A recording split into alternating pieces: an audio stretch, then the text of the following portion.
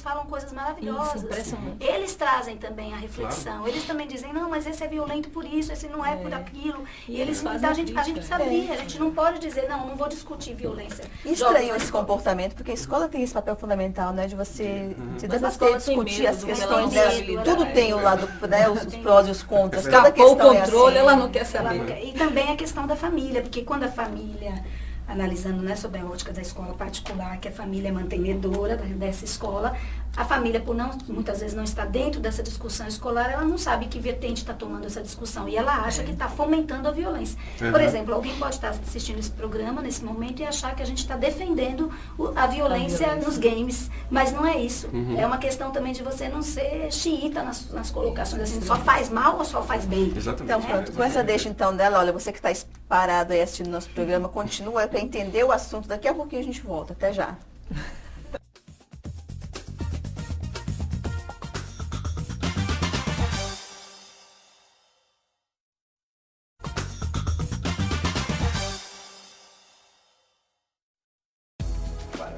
Estamos de volta com o programa Espaço Livre, falando sobre jogos eletrônicos e violência.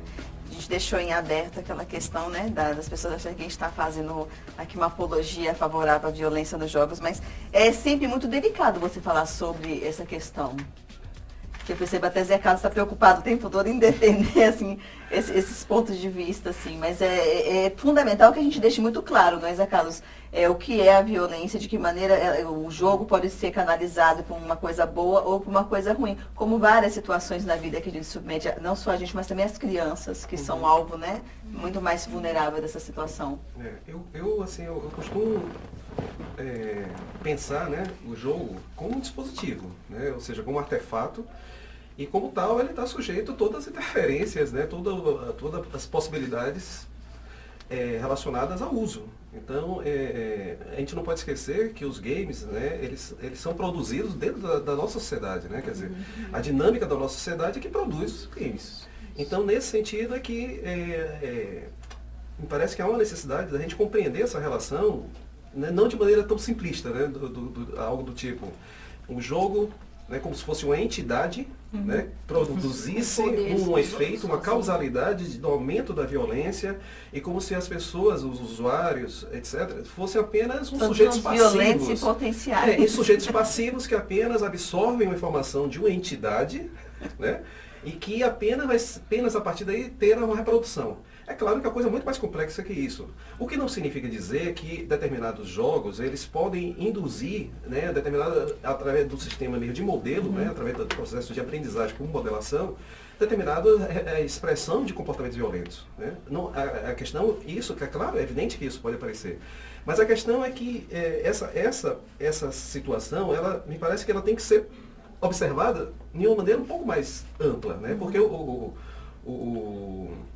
o próprio fenômeno, né, ele é muito complexo. Quer dizer, os games, eles promovem outras dinâmicas sociais. Né? Eu acho que uma coisa importante que a gente ressaltar é que se a gente pensar, por exemplo, nos games onde tem a possibilidade de articulação com outros usuários, normalmente aparece 3 tipos de expressão dessa dinâmica social, né? Que seria, por exemplo, através da ideia de cooperação.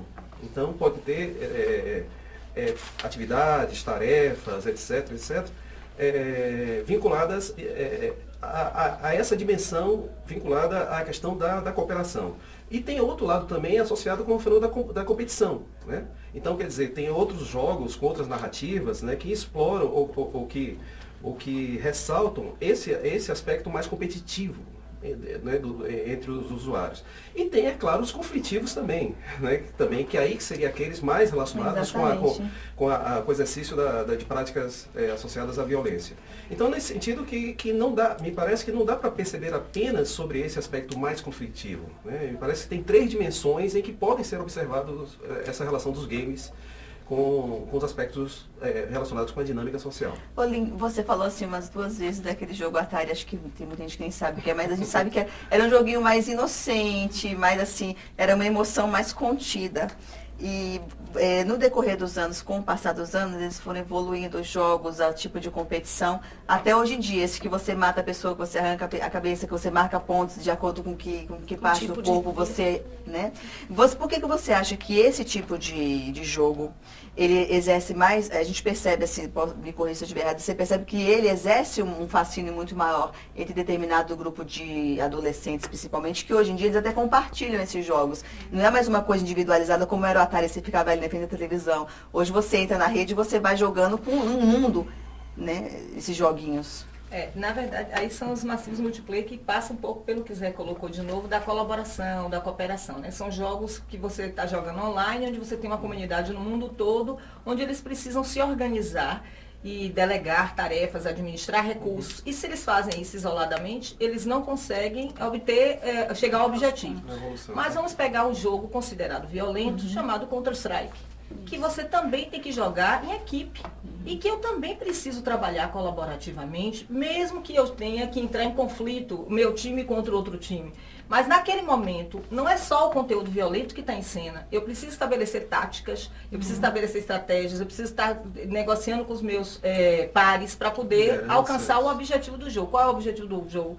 É uma luta entre terroristas e contra-terroristas, né? Para derrubar o outro time. Então, esses conteúdos violentos ali, eles aparecem dentro do cenário. Imagine que os filmes que são mais assistidos são os filmes de conteúdo violento. O cinema traz e você vê que lota o cinema, né? Se a gente for ver a semana passada, semana retrasada, eu queria ir ao cinema e todos os filmes que tinham eram conteúdos violentos, de guerra, sei lá. Naquele momento, eu, Lin, não estava afim. E aí não fui ao cinema. Mas a mesma coisa acontece com os jogos. Eles vão jogar jogos violentos, mas eles não só jogam jogos violentos, eles jogam outros jogos. Né? Pode acontecer de naqueles jogos que tem conteúdos violentos, eles naturalizarem a violência por conta da estetização, por conta de estar tão imerso e não perceber, como acontece na TV, como acontece com as notícias do jornal do dia a dia. Eu acho que é o que o Zé está colocando o tempo todo, a gente tem que ter cuidado ao analisar. Agora, se eu percebo, por exemplo, que meu filho interage com aquele jogo e cada dia mais ele vem apresentando um conteúdo que foge da normalidade, que depende do que é normal, eu tenho que estar atento, não porque é o jogo que está provocando isso. Meu filho está sinalizando, através daquela mídia, que eu preciso ter um olhar diferenciado para ele. Que eu preciso investigar e, se for o caso, encaminhar para a psicopedagoga, para a psicanalista, para o terapeuta. Ele está dando sinais, que é o que ele está colocando. O jogo em si, quer dizer, quem faz o uso bom e ruim da tecnologia, quem faz somos nós. Tem um chavão que a gente usa muito de tecnologia. Einstein criou a bomba atômica. Quem fez o uso mal dela para a perversidade da humanidade fomos nós. É a mesma coisa. Então, assim, essas tecnologias, elas são produções culturais, produções humanas que são desenvolvidas, produzidas para atender uma demanda desse sujeito. E a forma como a gente interage com elas, o conteúdo que a gente coloca nelas tem a ver com nós. Então, né? voltamos a falar do papel da família, da escola e até um pouco do governo também, Exatamente. de regulamentar essa questão. O que eu fico, assim, às vezes um pouco preocupada é em relação a esse acesso sem a criança necessariamente ter a capacidade de escolha. Então, assim, o que... Ele só de escolha, e disso que Lin estava falando, você acha que a criança, quando está jogando ali, mesmo um jogo violento, ela tem condição de ter esse discernimento de que ela está fazendo uma estratégia, ela está usando aquela criatividade, ou não, naquele momento ela está vendo ali, só eu vou matar, eu vou pegar, eu vou ganhar dele? Não, eu acho que ela sabe que ela está fazendo uma estratégia e ela, inclusive, sabe separar o mundo real do mundo simbólico. Eu acho que a criança já tem... Claro que a gente tem que pensar nas faixas etárias, mas a criança, assim, eu me lembro que logo que eu comecei a atuar como professora, eu fui trabalhar com um grupo de 3 anos, que é um péssimo começo, assim, você começar com 3 anos, porque tem um mundo simbólico, né, permeando. E eu lembro que tinha uma menina com uma bonequinha, nunca me esqueço disso. E eu cheguei pra ela e falei assim, oh, que bonitinha sua filha, você vai colocar pra dormir? Ela olhou pra minha cara e fez, não, é boneca. Quer dizer, assim, não me convidou a entrar no jogo, entende? Quer dizer, assim, naquele momento ela me deu um limite muito claro de que era uma boneca que ela estava fazendo de filha, mas eu não estava... Eu quis participar de uma forma forçada. Então, eu acho que a criança sabe separar o simbólico do real. O que me preocupa, às vezes, eu acho que ela entra num processo de catarse, como o Lin falou. Eu acho que naquela hora ela sabe que ela está lançando mão de estratégia, mas ela se envolve emocionalmente, porque o tônus está ligado diretamente à emoção. Então, ela está ali vivendo aquilo ali. Quando a gente está jogando um baleado, a gente quer balear o outro, a gente quer atingir o outro também. A gente tem que ter um tanto de violência também para atingir o outro no baleado. A gente não está só pensando na estratégia. Mas eu penso também que o que é complicador é o momento de parar.